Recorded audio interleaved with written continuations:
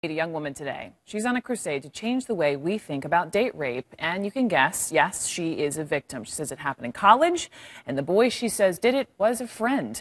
It's a topic of really a lot of women don't discuss, but not Bergen Baucom. She and her friend turned her story into a documentary, and I want you to just watch. This is just the beginning. This is me, Bergen Baucom. I grew up in a small southern town, Dalton, Georgia, home of the Catamounts. Born the only child to two loving parents, life was pretty sweet, not gonna lie. I know, when most people hear only child, the first things they think are spoiled, lonely, social oddballs. But I'd like to put it out there that I was different. I certainly never felt lonely. I grew up in a neighborhood with lots of kids my age, mostly boys, except for my friend Jillian Meadows. Although I've always been a girly girl to my core, I also had a little tomboy in me, but not much. Fast forward through the physically awkward middle school years to high school, Dalton High School, Catamount Country. Honestly, I loved high school. I was a cheerleader, and the girls I cheered with were my best friends. The guys I cheered for were like brothers to me, and all of us had a really good time doing what high schoolers do. We hung out on the weekends, went to dances, and loitered, as the Dalton PD called it, in the Walgreens parking lot when we were bored and had nothing better to do. Although I'm not trying to make myself out to be Polly the Puritan, I was a virgin all through high school and had boyfriends who respected that. You know, wait while you date.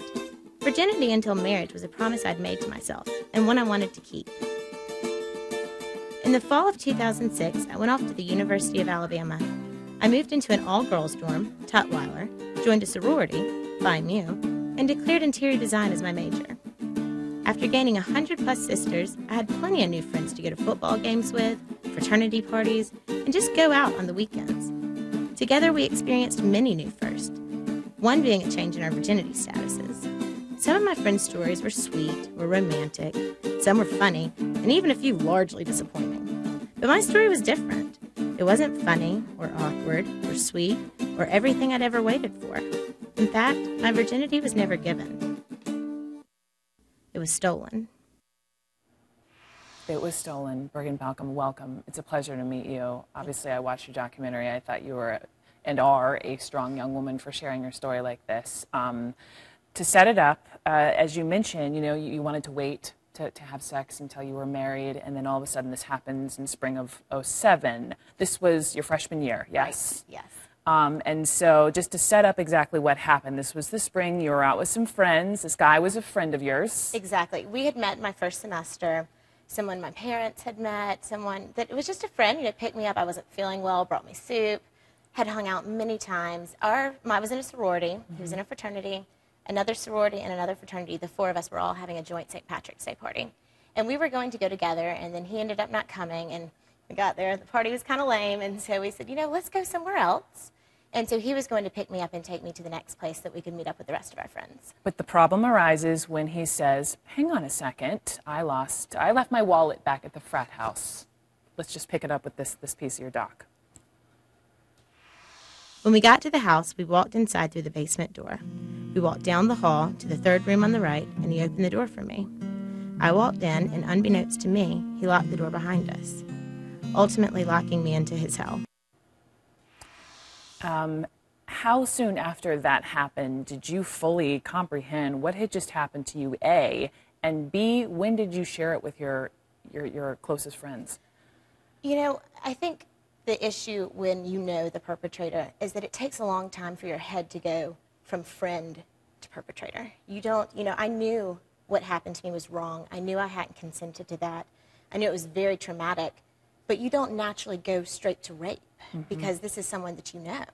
You think that rape is a parking garage. You think it's in an alley. It's a stranger. Someone in a dark alley, as you mentioned. Right. And it wasn't. It was not. And when you know who it is, it takes months, not moments, for your brain to process, oh my gosh. This has just happened to me. Yes. We pulled up, speaking of, people and this wasn't the image of who you thought a perpetrator would be. We pulled up some statistics on college campuses, so I just want to share this with some of you. These are some of the numbers. This is according to Safe Campus. 1 in every 4 college women will be sexually assaulted. An alarming 84% of those women know their attacker.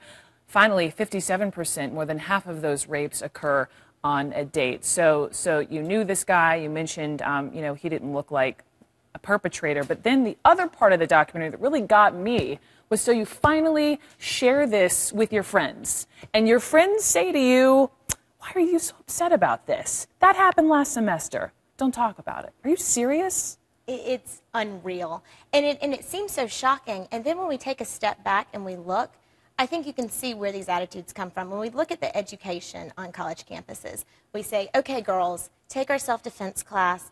Here's our little pink pepper spray. Put it on your key ring. Now, go out into the world. Don't drink with strangers. Just go out into the world and don't be raped. Well, then when this happens, you say, okay, well, what did you do to not prevent it? I think that women are taught that there's something they can do to keep this from happening to them because they're thought that this is a stranger. You know, you don't really have your finger on the trigger of the mace when you're hanging out with your friend, so you don't expect this to happen. So I think it's a self-defense mechanism that perpetuates victim blaming. So you're so well-spoken. My goodness, you're about to graduate college. Wow. So this happens. You're coming to terms with it. You finally decide to do this documentary. You have another friend in the documentary who also is a victim as well. And you both decide to share your stories because you want to change the culture on college campuses. But how? How? I want to change the dialogue. You know, it's not enough to say that we're talking about it because as we're seeing right now, universities aren't talking about this. I think that there's a big push to protect the image. It's easy for a lot of campuses to say this doesn't happen here. And really we're seeing that it's being brushed under the rug. I think that we need to change the dialogue. We need to incorporate education, not just geared towards women, but women and men. We need to stop leaving it in the hands of women to say, prevent this from happening, and put some accountability on the rapist instead of the woman from keeping herself from being raped. I want to share one more piece. Sure. Let's watch this. No one point blank called me a liar. They spoke as if I shouldn't have been accusing him at all, rather questioning the reality and severity of my own assault.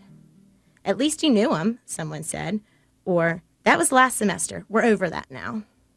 One friend even told me that it really wasn't rape because when guys get turned on, they just can't control themselves. Okay, so final question. You talk a lot about being paralyzed by your rage in the beginning. Are you still paralyzed? Are you still mad? You know, I think it would be a different story if you walked onto this set right now. But no, what's happened to me, I've put into a really comfortable place in my life. I can live with what's happened, and I've channeled my anger. I'm more mad now that I was on a university that I didn't know. I was a victim of this and didn't realize because that was never taught.